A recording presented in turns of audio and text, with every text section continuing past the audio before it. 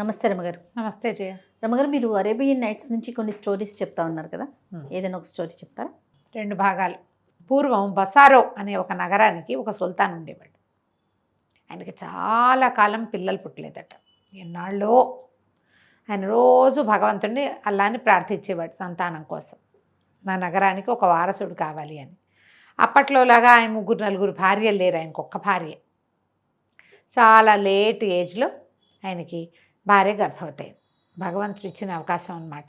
ఆయన జ్యోతిషుల్ని వాళ్ళని వీళ్ళని పిలిచి అందరినీ అడిగాడు, ఈ ఫలానా సమయంలో ఆడపిల్ల పుడుతుందా మగపిల్లాడు పుడతాడా ఏమిటి అని జాతకం చూపించాడు. జాతకం చూపిస్తే ఆ జాతకంలో వాళ్ళు ఏం చెప్పారంటే మగపిల్లాడే పుడతాడు, అతను మంచి రాజు అవుతాడు, చాలా సంపదలు పొందుతాడు, ఇట్లాంటివి చెప్పారు.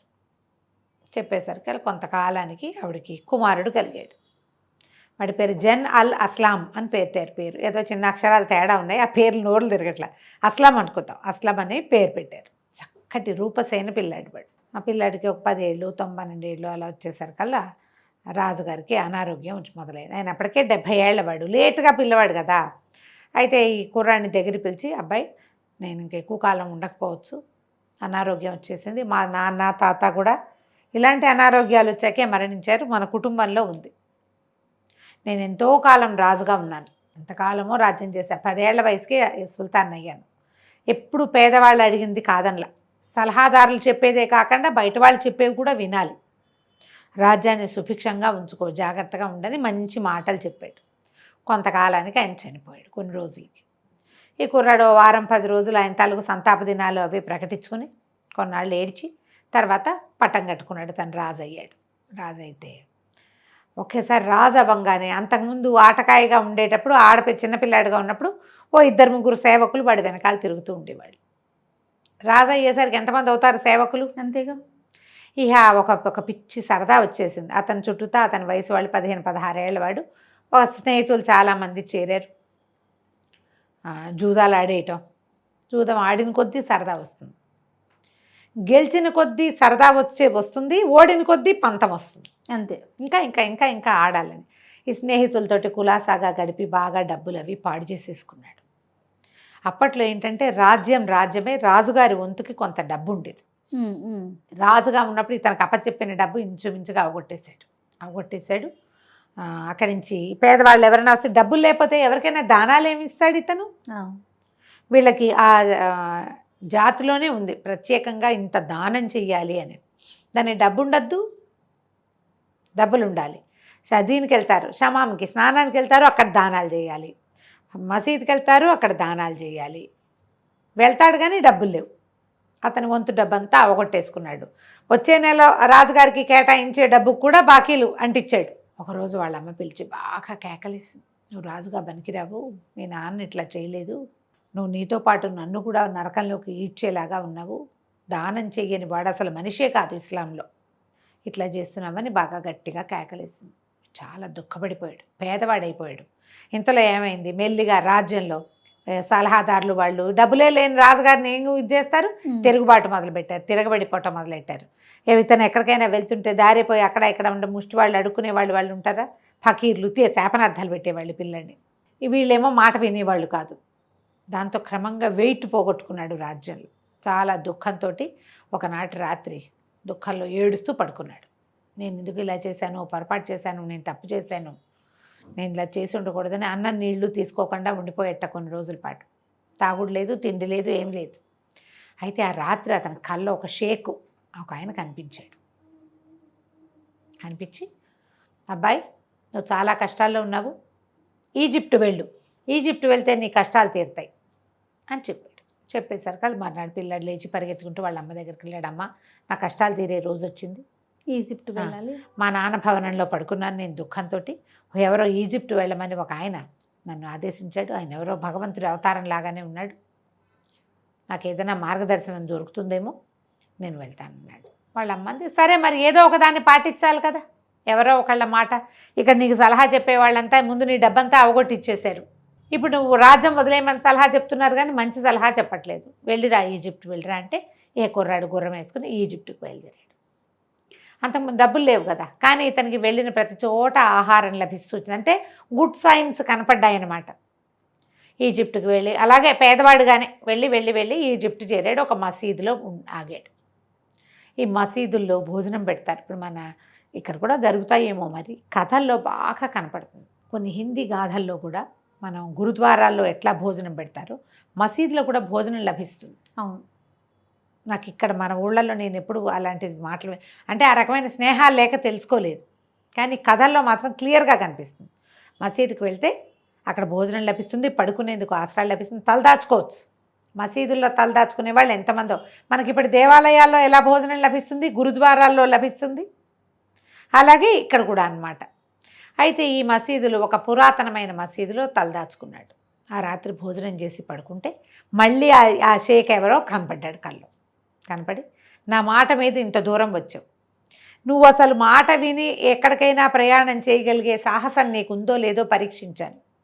నువ్వు మళ్ళీ తిరిగి నీ నగరానికి వెళ్ళిపో, బసారోనో ఏదో అది, అక్కడికి వెళ్ళిపో, నీ తండ్రి రాజ్యాన్ని పాలించు, నువ్వు ఏం చేయాలో నేను నీకు మళ్ళీ చెప్తా అని చెప్పాడు. నెలలు పడుతుంది ఈజిప్ట్ వెళ్ళటం అంటే. ₹1 చేతిలో లేనివాడు ఈజిప్ట్ నగరానికి వెళ్ళటం అనేది ఓ సాహసం కాదు మరి. వీడు సాహసి. నువ్వు సాహసి అవునో కాదో తెలుసుకోవడం కోసమే నిన్ను ఇక్కడికి పంపించాను, వెనక్కి తిరిగి వెళ్ళిపో అనగానే ఈ అస్నామ ఏం చేశాడు, వెనక్కి బయలుదేరాడు. ఎంత ప్రయాణం చేశాడో అంతా వెనక్కి, ఏమీ లభించాలి. అక్కడ వెళ్ళాడు, వచ్చాడు, మళ్ళీ వెనక్కి వచ్చాడు. వెనక్కి వచ్చి తల్లిని చూశాడు. తల్లిని చూస్తే తల్లి సంతోషించిన, ఆయన తిరిగి వచ్చావు, సంతోషం ఆయన, రాజ్యం చేసుకో ఇప్పుడైనా అంటే సరేనన్నాడు. మళ్ళీ రాజ్యంలో ఒక్కొక్కటి ప్రాబ్లమ్స్ తీర్చడానికి ప్రయత్నం మొదలుపెట్టాడు. సలహాదారులని కొంతమందిని తీసేశాడు, మీరొద్దు నాకని. ఉన్న వాళ్ళతో కొంచెం మంచిగా మాట్లాడుకుంటున్నాడు. ఆ ఒకరోజు రాత్రి తండ్రి భవనంలో, తన భవనంలోనే పడుకుంటే మళ్ళీ షేక్ కల్లో కనపడి, అబ్బాయి నువ్వు చాలా సాహసివి, నిర్ణయాలు కూడా మంచివి తీసుకుంటున్నావు. ఇప్పుడు నేను నీకు ఒక మాట చెప్తా, ఒక మంచి తవ్వే సాధనం తీసుకో, తవ్వగోలు. నీ తండ్రి భవనంలోకి వెళ్ళు, ఎక్కడో ఒక చోట తవ్వు, నీకు ఇక్కడ ధనం ఉంటుంది అని ఎక్కడ అనిపిస్తే అక్కడ తవ్వు, నీకు కావలసింది లభిస్తుంది అని వచ్చింది కాలం. తండ్రి భవనంలో తవ్వాలి. ఈడు రాజు, కానీ వీడే తవ్వాలి, వేరే వాళ్ళని పెట్టి తవ్వించకూడదు. పొద్దున్నే లేచి అమ్మ దగ్గర పరిగెత్తాడు. అమ్మ నాకు మళ్ళీ కళ వచ్చిందమ్మా అంటే, వాళ్ళ అమ్మని వీడేమిటిరా నిన్నేం చేయబోతున్నాడు, ఉందాన్ని వదిలించుకో, ఈ కళ్ళ ఏమిటి, ఈ గోల ఏమిటి, మీ నాన్న భవనంలో ఏముంటుంది, మీ నాన్న సంపదంతా నీకు వచ్చేసింది, నువ్వు దానంతా పాడు చేసేసావు. వెలిగా రాజ్యంలో నుంచి రేపొద్దున ఎప్పుడు రావాలి డబ్బు, నీకు ఇంకోలా రావాలి, కానీ మీ నాన్న భవనంలో ఏమీ లేదు, భవనంగా ఉంది అంతే. అంటే కాదమ్మా ఆయన చెప్పాడు, ఈజిప్ట్ వెళ్ళమన్నాడా, దారంతా నాకు ఆహారము నీళ్లు నిద్రకు సరిపడా లభించింది, ఇక్కడ కూడా ఏదో ఒకటి లభిస్తుంది, నేను తవ్వదలుచుకున్నాను అన్నాడు. తల్లి ఎంత చెప్పినా అతను వినకుండా ఏం చేశాడు, ఒక తవ్వే సాధనం, ఒక గుణపము, ఒక తవ్వగోల పుచ్చుకుని తండ్రి భవనంలోకి వెళ్ళాడు. తండ్రిది ఒక సింహాసనంలా ఉంది, ఆయన ఎప్పుడు అక్కడ కూర్చునేవాడు. ఆ సింహాసనం కింద తవ్వటం మొదలుపెట్టాడు. తవ్వాడు, కొంత దూరం తవ్వుకుంటూ పోయాడు. తవ్వితే ఎక్కువ తవ్వల, సింహాసనం కింద 2-3 రాళ్ళు లేపేశారు కల్లా దాని కింద అతనికి ఒక ఉంగరం కనపడింది. ఆకుపచ్చ రాయి ఉంది. ఉంగరం దొరికేసరికల్లా ఏదో ఉంది దీని కింద. ఉంగరం ఎందుకు దాచాడు మా నాన్న అని చెప్పి ఆ కింద ఉన్న మట్టి అంతా తొలగిస్తే అది కిందకిట్ట ఖాళీ వచ్చేసింది. ఒక గుహలాంటి ఒక కట్టడం కనపడుతోంది లోపల. మెల్లిగా దీపం పుచ్చుకుని అందులోకి దిగి వెళ్ళేసరికల్లా ఏమైంది, ఆకుపచ్చటి జాడీలు కనపడ్డాయి. 8 జాడీలు ఉన్నాయి. ఆ 8 జాడీలని ఎత్తాడు. తెస్తే ప్రతి దాంట్లోనూ పురాతనమైన నాణేలు ఉన్నాయి. తండ్రి అయితే సంపద దాచిపెట్టాడు. పిల్లాడు ఏం చేశాడు, ఆ నాణేలు గుప్పెడి తీసుకుని గబగబా పైకి వచ్చేసాడు. చేతులు కాళ్ళు కడుక్కొని నమాజ్ చేసుకుని అక్కడ నాణేలు పుచ్చుకొని తల్లి దగ్గరికి వెళ్ళాడు. అమ్మ కనపడ్డాయి, ఇదిగో ఇలా ఉంది. ఆయన ఎప్పుడు ఆ సింహాసనం మీదే కూర్చునేవాడు. ఎప్పుడు ఆయన ఇవి ఇందులో పెట్టి ఇదేం చేశాడో ఆవిడికి తెలియదు. సరే, ఇప్పుడు ఈ జాడీలో ఉన్న సొమ్మంతా ఎవరిది, తనదే కదా. సరే, ఇదే కాదు ఇంకేదో ఉండుంటుంది, అవేమిటో చూద్దామనుకున్నారు. తల్లి కొడుకు ఇద్దరు వెళ్దామనుకున్నారు. ఆ పూటకు ఆ పని అయిపోయింది. మర్నాడు ఇద్దరు మళ్ళీ ఆ భవనంలోకి ప్రవేశించి ఆ లోతుగా ఉన్న గుహలాంటి కట్టడంలోకి వెళ్ళారు. వెళ్తే ఆవిడ ఆశ్చర్యపోయింది. ఏనాడు ఈ ఈ ఈ రకపు కాయిన్లను నేను చూడలేదు. ఈ జాడీలు ఎక్కడివో నాకు తెలియదు. ఆ 8 జాడీలు ముట్టుకుని చూసి సంతోషపడి తల్లి కొడుకు చూస్తుంటే 8 జాడీల పక్కన చిన్న ఆకుపచ్చ జాడీ ఒకటి ఉంది. ఇంకొకటి చిన్నది కనపడుతుంది. వాటి మధ్యలోకి ఉంది. మొత్తం వీళ్ళన్నీ చూసి ప్రతిదీ ఓపెన్ చేసి లెక్క పెట్టి చేసేసరికి ఆ లోపల ఉన్నది కనపడింది. తీస్తే అందులో ఒక బంగారపు తాళం చెవి. పిల్లాడు తాళం చెవి అటు ఇటు తీసాడు, చూశాడు అటు ఇటు. వాళ్ళ అమ్మంది, తాళం చెవి ఉందంటే తలుపు ఉంటుంది కదా, తలుపైనా ఉండాలి, తలుపుకి తాళం కప్పైనా ఉండాలి, ఏదో ఉంది, అది వెతుకుదాం పట్టన్నారు. అక్కడి నుంచి ఇంకో 2 దీపాలు తీసుకుని ఈ జాడీలను వదిలిపెట్టి వీళ్ళు ఆ తాళం చేతపుచ్చుకొని వెతకటం మొదలుపెట్టారు. లోపలికి గోడకి దగ్గరగా ఒక తలుపు కనపడింది. ఆశ్చర్యపోయారు ఇద్దరు. ఆ తలుపు తాళం తీశారు. ఆ తలుపు కూడా బంగారు తలుపు. తలుపు తీస్తే ఎంత ప్రకాశవంతంగా ఉందో లోపల. తాళంతో అక్కడ ఒక క్యాండిల్ కానీ దీపం కానీ ఏమీ లేవు. అయినా కూడా బ్రైట్గా ఉంది, చాలా వెలుగుగా. లోపలికి వెళ్ళి చూస్తే పెద్ద పెద్ద సింహాసనాలు ఉన్నాయి. సింహాసనాల మీద ప్రతిదాని మీద అంతంత రాతితో చేసిన ప్రతిమలు ఉన్నాయి. మొత్తం 9 సింహాసనాలు, 8 8 ప్రతిమలు కనపడుతున్నాయి. వాటి నుంచి వస్తుంది ఆ వెలుగు. ఆశ్చర్యపోయారు. దగ్గరికి వెళ్ళి ముట్టుకొని చూస్తే అదేదో రాయిలాగా తెలుస్తోంది. ఒక రకమైన వెలుగు. సింహాసనాలు మెరిసిపోతున్నాయి. లోపల ఎంత సంపద ఉన్నట్టు కనపడుతోందో. సరే ఒక్కొక్కటి చూస్తూ ఆ 9వ సింహాసనం దగ్గరికి వెళ్తే 9వ సింహాసనంలో ఒక చిన్న పల్చటి వస్త్రం మీద ఏదో రాయబడి ఉంది. తల్లి కొడుకు దాన్ని తీసి, నాయనా నువ్వు ఇది చూసావంటే సంపదలో ఆఖరి భాగాన్ని నువ్వు చేజించుకోబోతున్నావని నాకు అర్థమైంది. దాని మీద రాసి ఉందన్నమాట. కైరోకి వెళ్ళు, అక్కడ ముబారక్ అని నా బానిస ఒకడు ఉంటాడు. ముబారక్ హైట్ అతని పేరు. పూర్వకాలం మన దగ్గర బానిసగా ఉన్నాడు. అతను నిన్ను మిగిలిన సంపద దగ్గరికి తీసుకెళ్తాడు. ఈ 9వ సింహాసనంలో కూడా 9వ విగ్రహం ఉండాలి. ఆ 9వ విగ్రహం వీటన్నిటికంటే 20 ఇంతలు విలువైంది. వీటన్నిటికంటే అవి కొన్ని కోట్ల విలువ చేస్తాయి ఆ రాళ్ళు. ఒక రకమైన డైమండ్స్ అనుకో. వీటికి ఈ అన్నిటికంటే 8 20 రెట్లు విలువైంది. ముబారక్ హైట్ నిన్ను తీసుకెళ్తాడు అక్కడికి. అతనికి తెలుసు అది ఎక్కడుందో.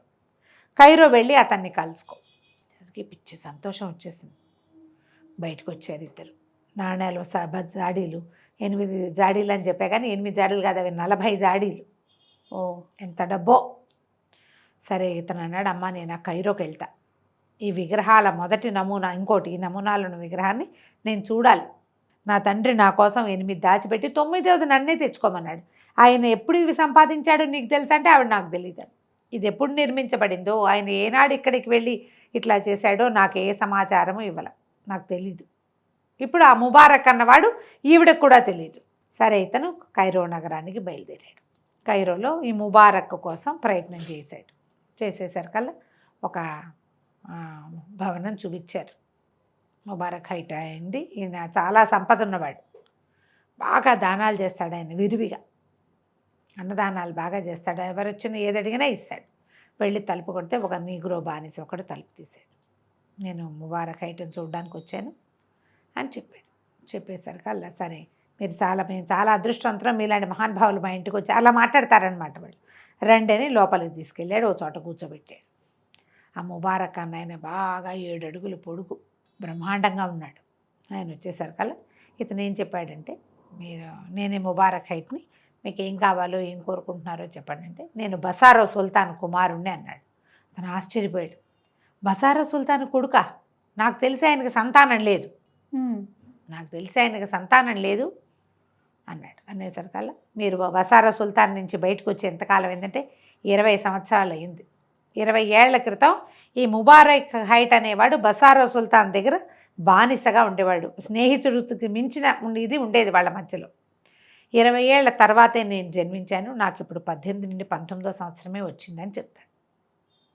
చెప్పేసరికల్లా సరే అయితే నువ్వే నా సుల్తాన్ కుమారుడు అని నేను నువ్వు ఎట్లా నమ్మాలంటే మా నాన్న భవంతిలో సింహాసనం కింద కొన్ని రాళ్ళు తీస్తే అక్కడ ఒక ఆకుపచ్చ రాయి ఉన్న ఉంగరం దొరికింది, ఇదిగో అని ఉంగరం చూపించి ఆ లోపలికి దిగితే 40 జాడీలతో పురాతనమైన బోల్డన్ని నాణేలు ఉన్నాయి. లోపల సింహాసనం ఉంది, సింహాసనాలు ఉన్నాయి.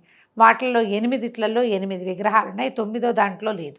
ఆ 9వ విగ్రహం కోసం నీ దగ్గరికి వెళ్ళమని నా తండ్రి ఒక కాగితం రాసి పెట్టాడు. ఒక వస్త్రం మీద రాయబడి ఉంది. అది నేను అది చూసే వచ్చాను అన్నాడు. అనగానే సంతోషంగా అతను బయటగా భగవా వంగి ఈయన కాళ్ళు పట్టుకుని అతని పైకి లేవనెత్తి, చిన్నప్పుడు ఎత్తుకోవాల్సింది అప్పుడు ఎత్తుకోలేకపోయిన ఇప్పుడు ఎత్తుకుంటాను, నువ్వు ఖచ్చితంగా నా ప్రభు కుమారుడివే, కానీ అది నీకు అవసరమా? నువ్వు చిన్నపిల్లాడివి. మీ తండ్రి ఎంతో కష్టపడి సాహసయాత్రలకు వెళ్ళి ఆ 8 సాధించాడు, ఆ నాణ్యాలన్నీ సాధించాడు. ఆయన చాలా పెద్దవాడు, నువ్వు చూస్తే పసి బాలకుడివి. నీకు ఇప్పుడు అవసరమా అది అంటే ఇతను ఒప్పుకోలేదు. నాకు అవసరం, నేను ఎప్పుడు చూసానో అప్పుడు చేయమనే కదా ఆజ్ఞ. 10 ఏళ్ళ తర్వాత 25 ఏళ్ళ తర్వాత మా నాన్నంత పెద్దవాడయ్యాక నాకు ఈ సాహసం ఉంటుందో ఉండదు, నాకు ఇప్పుడు తెలుసుకోవాలని ఉంది, తీసుకురావాలని ఉంది. నువ్వు ఏం చెబితే అది చేస్తానన్నాడు. సరే ముందు ఈ ఊళ్ళో ఉన్న వాళ్ళందరికీ నేను పరిచయం చేస్తానని అక్కడి నుంచి ఊళ్ళో కైరోల్ నగరంలో ఉన్న పెద్ద పెద్ద వాళ్ళందరికీ కబురు చేశాడు. ఓ విందిస్తున్నాం, మా సుల్తాన్ కుమారుడు వచ్చాడు, సుల్తాన్ బసారా సుల్తానే నాకు ఈ సంపద అంతా ఇచ్చాడు అని చెప్పి అందరికీ ఉత్తరాలు రాయించాడు. సాయంకాలం చాలా పెద్ద విందు జరిగింది. అందరూ ఆశ్చర్యపోయారు కుర్రాన్ని చూసి, చిన్న పిల్లవాడని. అది చాలా సంతోషించారు. కొద్ది రోజులు విందులు వినోదాలు అయ్యాక అప్పుడు మెల్లిగా బయలుదేరారు వీళ్ళు. తను చెప్పాడు, దీనికి చాలా పెద్ద ప్రయాణం ఇది, నేను ఎన్నిసార్లు చేసిందే, అక్కడి దాకా తీసుకెళ్తా, చివరి పని నీది. సరే ప్రయాణం అయ్యారు. ఎక్కడో ఎక్కడో వెళ్ళి వెళ్ళి వెళ్ళి వెళ్ళి వెళ్ళి వెళ్ళి చివరికి ఒక కొలను దగ్గరికి చేరారు. ఇతను ఉంగరాన్ని ఆ కొలంలో వేసాడు, ఆ ఆకుపచ్చ ఉంగరాన్ని వేసి ఏం చెప్పాడంటే, నువ్వు ఈ కొలను దాటడానికి ఒక చెరువు లాంటిది, పెద్దదే, చిన్నది కాదు, అది చాలా పెద్దది, దాటడానికి ఒక పడవ వస్తుంది, గంధపు చెక్కలతోటి అట్లాంటి చెక్కలతోటి చేసిన ఒక పడవ. ఒక్క మాట కూడా మాట్లాడద్దు, అస్సలు మాట్లాడకూడదు, నిశ్శబ్దంగా ఉండు అని చెప్పాడు. సరే ఇంతకీ ఒక పడవ వచ్చింది దగ్గరికి. ఎంత బాగుందో, సుగంధాలు ఎన్నుతోంది, అందులోంచి గంధపు వాసన వస్తుంది. గంధపు చెక్కలు తడి తగిలేసరికి తడి వాసన వస్తుంది కదా, ఆ నీళ్ళ మీద ఉండటం వల్ల ఎంతో అద్భుతంగా దంతంతో అలాంటి వాటితో పని చేయబడి చక్కగా ఉంది ఆ పడవ. ఆ పడవలో నావికుడు ఒకడు కూర్చుని ఉన్నాడు. వాడు సింహం శరీరము, పులి తల ఉంది వాడికి. మాట్లాడకుండా ఉండాల్సింది, అది మింగేస్తుంది. వీళ్ళిద్దరూ ఎక్కి ఆ పడవలో కూర్చున్నారు. ఎంత నిశ్శబ్దంగా వెళ్ళారో. వెళ్ళగా వెళ్ళగా వెళ్ళగా వెళ్ళగా ఎంతోసేపటికి వెళ్ళాక, ఎప్పటికో వెళ్ళిన తర్వాత ఒక ప్రత్యేకమైన ప్రదేశంలోకి చేరారు. అక్కడ ఒక పెద్ద తోటలాగా ఉంది. ప్రతి చెట్టు బంగారపు చెట్టే. దాని నిండా మణిలో మాణిక్యాలు వేళ్లాడుతున్నాయి, పగడాల పువ్వులు ఉన్నాయి వాటికి. ఎంతో విచిత్రంగా ఉంది. అక్కడ కనపడుతున్న వాళ్ళు ఎవ్వరూ మనుషుల్లాగా లేరు, అదొక జిన్ లోకం. ఇవి భూతాలు కావచ్చు. ఇక వెళ్ళాడు లోపలికి. ముబారక్ హైట్ ఆగిపోయాడు. ఈ తర్వాత నాకు ప్రవేశం లేదు, నువ్వు ఒక్కడివే ప్రయాణించు లోపలికి. లోపలికి వెళ్తే ఎంత విచిత్రంగా, వింతగా, ఆశ్చర్యకరంగా ఉందో అదంతా. పిల్లాడు ఎగ్జైట్ అయిపోయి ఎక్కడ ఆగల, చూస్తున్నాడు, చూస్తూ వెళ్ళాడు. వెళ్ళేసరికల్లా ఒక 10 అడుగులు ఎత్తున్న మహాద్భుత సౌందర్యవంతుడుగా ఉన్న ఒక మనిషి తనకు కనిపించాడు. మనిషి కాదు, దైవమే, ఎవరో ఒకడు, ఈ జిన్నుల నాయకుడు. ఇతను చూడంగానే కాహా అని దగ్గరికి తీసుకున్నాడు. బసారో రాకుమారుడు కదా నువ్వు, ఈ సాహసం నాకు నచ్చింది, ఇంత చిన్న వయసులోనే ఇలాంటి ప్రయత్నం చేసావు. మీ తండ్రి, నువ్వు నా కుమారుడు తప్పక వస్తాడని చెప్పాడు. మీ తండ్రి నాకు ఎంతో స్నేహితుడు, అతను చాలాసార్లు నన్ను కలవడానికి వచ్చాడు. అతను నన్ను కలిసినప్పుడల్లా నేను ఒక విగ్రహం ఇచ్చాను. అవి 8 విగ్రహాలు అతని దగ్గర ఉన్నాయి, నువ్వు చూసుంటావు అది. నువ్వు ఇప్పుడు 9వ విగ్రహం కోసం వచ్చావు. 9వ విగ్రహం నేను నీకు ఇస్తాను, నువ్వు పట్టుకెళ్ళచ్చు. నీ సంపద ఎప్పటికీ వృద్ధి పొందుతుంది. కాకపోతే దానికి బదులుగా నువ్వు నాకేమి ఇస్తావో చెప్పు అని అడిగితే, నీకేం కావాలంటే అది ఇస్తానన్నాడు. అయితే నాకు ఒక 15 ఏళ్ళ అమ్మాయి, అనాఘ్రాత పుష్పం, అది ఎవరు మగవాళ్ళ పొలకు కూడా తెలియని పిల్ల కావాలి. అది ఏడవకూడదు, కష్టపడకూడదు, దుఃఖపడకూడదు, చక్కగా ప్రశాంతంగా నా దగ్గరికి వచ్చేయాలి. అలాంటి ఒక పిల్లని తీసుకొచ్చి ఇవ్వు నాకు. 9వ విగ్రహం నీకు అక్కడికి వచ్చేస్తుంది, నీ 9వ విగ్రహం నీకు లభిస్తుంది. కానీ నువ్వు నాకు ఒక అమ్మాయిని అప్పచెప్పాలి. ఒకవేళ ఆ అమ్మాయిని కనుక అప్పచెప్పకపోయినా, ఆ పిల్లని కష్టపెట్టినా, బలవంత పెట్టినా, ఏడిపించినా నీ 8 రాళ్ళు వెనక్కి వెళ్ళిపోతాయి. సంతోషంగా ఇక్కడ ఎవడో జిన్నున్నాడు వాడి దగ్గరికి వెళ్ళంటే ఏ పిల్ల వస్తుంది? అదే కదా. అట్లాగే తీసుకురావాలి నాకు నువ్వు అని చెప్పాడు. చెప్పేసరికి అలా ఒప్పుకున్నాడు. మరి ఇక్కడ దాకా వచ్చాక ఇప్పుడు కాదు కూడదంటే వాళ్ళు ఏం చేస్తారో మనకేం తెలుసు, బయటికి వెళ్ళనివ్వకపోతే. సరే ఆయన మళ్ళీ ఆకుపచ్చ ఉంగరం ఇతను వేలికి తొడిగాడు. ఈ ఉంగరం నీ దగ్గరే ఉంచుకో, ఇది ఎంతో అదృష్టాన్ని తెస్తుంది, ఇది ఉండటం వల్లే మీ నాన్నకి నువ్వు కలిగావు అని చెప్పి పంపించేశాడు వెనక్కి. ముబారక్ హైట్ బయట వేచి ఉన్నాడు. మళ్ళీ ఇద్దరు ఆ సింహం శరీరము పులితలా ఉన్నవాడు పడవ నడుపుతూ ఉండగా ఎక్కి కూర్చున్నారు, మాట్లాడకుండా కూర్చున్నారు. బయటకు వచ్చాక ఇంకా వీళ్ళకి ఆ పడవ నిండా అంతులేని సంపద ఇచ్చారు వాళ్ళు, ఆ జిన్నులు. ఆ పడవలో ఉన్న సంపద అంతా వీళ్ళు తెచ్చుకున్న గుర్రాల మీదకి మార్చుకున్నారు. ఎంత డబ్బో! సేవకులు వాళ్ళు వీళ్ళు బోళ్ళంత మంది మోసేందుకు పని వాళ్ళని పెట్టుకుని ఆ సంపద అంతా మోసుకొచ్చుకున్నారు కైరోకి. అప్పుడు ఇతను ఏం చెప్పాడంటే, నాకు ఒక అమ్మాయి కావాలి పెళ్లి చేసుకోవటానికి. 15 ఏళ్ల పిల్ల, చాలా అందంగా ఉండాలి, మగవాళ్ళ మొహం కూడా ఎరగని పిల్ల కావాలి నాకు, దానికి ఏం తెలియకూడదు, అలా ఉన్న వాళ్ళని వెతకమన్నాడు. అయితే అప్పుడు అతను ఆ జిన్ను ఇతనికి ఏం చేశాడంటే, జిన్ దగ్గర కదా ఈ డిస్కషన్ అంతా వచ్చింది. ఈ అబ్బాయి అన్నాడు, నీకు అందమైన పిల్లని తెస్తా, ఏడిపించకుండా తెస్తా, ఆ పిల్ల ఏ మగవాళ్ళ సంగతి దానికి తెలియదు అంటానికి నాకు ఎట్లా తెలుస్తుంది? ఆ మనసులో దూరి నేను తెలుసుకోలేను కదా. ఆడపిల్లలకి 12-13 ఏళ్ళు రాగానే మగపిల్లవాళ్ళ మీద దృష్టి మరలుతూ ఉంటుంది. తండ్రికి అన్నదమ్ములు కజిన్స్ వాళ్ళతో తిరుగుతారు, మగ స్పర్శలు తెలుస్తాయి వాళ్ళకి. అలా ఎలా తెలుస్తుందంటే, ఆ జిన్ను దేవుడు అంటే నాయకుడు ఒక అద్దం ఇచ్చాడు వీడికి. ఆ అద్దంలో కనుక నువ్వు ఆ అమ్మాయిని అద్దంలో చూసావంటే, ఒకవేళ ఆ పిల్ల చాలా పవిత్రమైన పిల్ల అయితే అమ్మాయిగానే కనపడుతుంది, లేకపోతే మసకగా కనిపిస్తుందని అద్దం ఇచ్చాడు. ఈ కుర్రాడు అద్దం కూడా తెచ్చుకున్నాడు. అక్కడి నుంచి నాకు ఒక అద్భుతమైన అమ్మాయి కావాలి, మగవాళ్ళ పరిచయాలు లేనిది, చక్కటిది, సౌందర్యవతి, చెప్పిన మాట వినేది, బుద్ధిమంతురాలైన పిల్ల కావాలంటే ఇక ఎన్ని పెళ్లి సంబంధాలు చూశారో ఆ కైరో నగరంలో. ప్రతి పిల్లని మనవాడు చూడాలి, అద్దంలో చూడాలి, చూస్తే పిల్ల మసగ్గా కనపడుతుంది. ఇక వెతికారు కుదరల. ఊరికే చూస్తున్నాడని పేరు వచ్చేసింది కైరోలో. ఇతను అన్నాడు, ఈ కైరో నగరం వద్దు బాబు, వద్దు, మనం వేరే చోటకి ప్రయాణం చేద్దాం, రకరకాల నగరాలకు వెళ్దామని ఇంకో నగరానికి షిఫ్ట్ అయ్యారు. వాళ్ళు డబ్బులు ఉన్నాయి కదా వీళ్ళకి. అక్కడి నుంచి ఏమైంది, ఈ నగరంలో పెళ్లి సంబంధాలు, ఇది మేము బాగా ఉన్న వాళ్ళని అందరికీ దానాలు చేస్తూ ముందు ఆ నగరంలో ప్రఖ్యాతి పొందాలి కదా, చాలా ప్రఖ్యాతిని పొందడానికి ప్రయత్నం చేశారు. అయితే దానాలు చేస్తూ బాగా పేరు తెచ్చుకున్నారు. ఒక మసీద్ దగ్గర పెద్ద భవనం అద్దెకి తీసుకుని వీళ్ళకి దానాలు చేసిన ఊళ్ళో వాళ్ళంతా వీళ్ళకి బాగా ఫ్రెండ్స్ అయ్యారు. దానాలు చేసి విందులు ఇచ్చేవాళ్ళు ఫ్రెండ్స్గా ఉంటారు కదా. ఈ కథల్లో విందులు ఇవ్వడము, దానం చేయడము 2 ప్రక్రియలు బాగా కనపడతాయి దీంట్లో. సరే ఏమైంది, ఆ మసీదులో ఒక ఇమాం అనమాట. ఇమాం అంటే బోధకుడు ఎవరో ఉండుంటారు. అతనికి చాలా అసూయ వచ్చింది, వీళ్ళు ఇంతంత అమ్మేస్తున్నారు, ఇంతంత పోసేస్తారు దానాలు, ఇన్ని ఇచ్చేస్తున్నారు, వీడికి ఎక్కడి నుంచి వచ్చింది ఈ డబ్బంతా?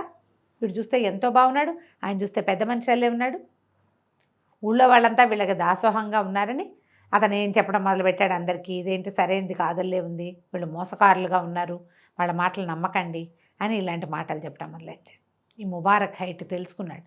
ఓ రోజు ఆ ఇమాముని పిలిచి, మా ప్రభువు మీకు చాలా డబ్బు ఇవ్వాలనుకుంటారు, మీ అంత అద్భుతమైన వాళ్ళు లేరని కొంచెం డబ్బులతో కొట్టి అతన్ని లైన్లో పెట్టుకుని మాకు ఒక అద్భుతమైన సౌందర్యవతి అయిన పిల్ల కావాలి, మా యజమాని వివాహం చేసుకోవాలనుకుంటున్నాడు అంటే ఇప్పుడు ఈ ఇమాం ద్వారా కుదిరింది అది.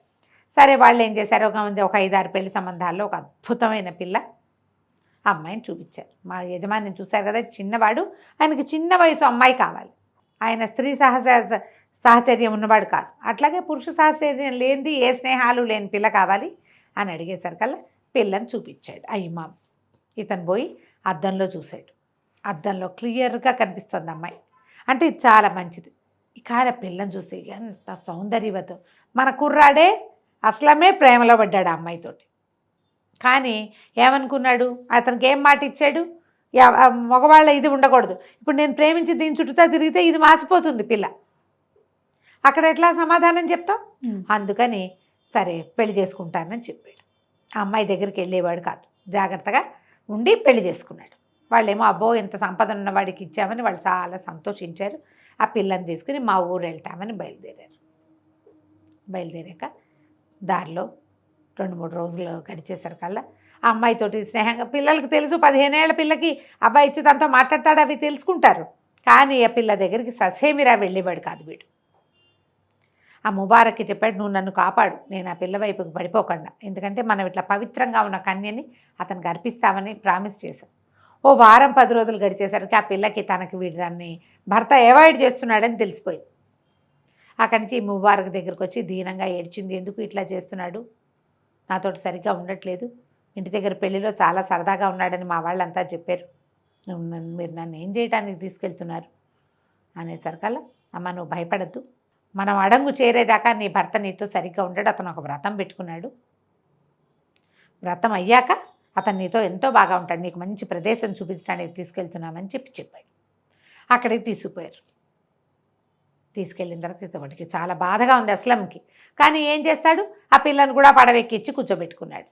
ఆ పిల్ల బిక్కు బిక్కుమంటూనే కూర్చుంది. కానీ ఆ ముబారక్ చెప్పాడు, ఆయన చాలా పెద్ద మనిషి కదా, పెళ్లి కుదిర్చిన వాడు, నీకేం భయం లేదు, నిన్ను మంచి ప్రదేశం చూపిస్తాడు అని చెప్పేసరికల్లా ఆ పడవలో ప్రయాణం ఆ పిల్లకి ఇష్టం.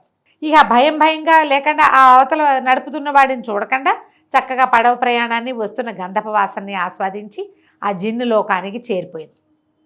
ఇతను ఏం చేశాడు, ఆ అమ్మాయిని నువ్వు ముందు నడు అని చెప్పి ఆ ముందు పంపించి ఆ జిన్ను ప్రభువు కనపడంగానే ఆయనకు చెప్పాడు, నేను నీకు ప్రామిస్ చేసినట్టుగా అమ్మాయిని తీసుకొచ్చాను, కావాలంటే అద్దంలో చూడని అద్దంలో చూపించాను. అద్దంలో ఫెయిర్గా పిల్ల చక్కగా బొమ్మలాగా కనపడుతుంది. తర్వాత దుఃఖాన్ని అణుచుకుంటూ ఏం చేయాలో తెలియక వాళ్ళు తనకు మోసిస్తున్న అపారమైన సంపదని మోసుకుంటూ మళ్ళీ పడవెక్కి వెనక్కి తిరిగి వచ్చేసాడు. పిల్లని అప్పచెప్పేశాడు భార్యని. అక్కడ ఆ అమ్మాయి కూడా అక్కడికి వెళ్ళాక భర్త మంచి ప్లేసులు చూపించి బాగుంటాడు అనుకుంది కదా, అందుకని అది నవ్వుతూ మామూలుగానే, అది అమ్మాయి ఏమి ఏడవటం దుఃఖంగా లేదు పిల్ల. అది ఏడవటం మొదలుపెట్టిందంటే వీడి పని ఆగిపోయింది. ఇంటికి వచ్చేసాడు. అక్కడి నుంచి బసారో నగరానికి ప్రయాణం అయిపోయాడు. అంతులేని సంపద అంతా మోసుకొచ్చి వాళ్ళమ్మ వాకిట్లో పోయించాడు. అదంతా పోయించి తీవ్రంగా దుఃఖపడ్డాడు.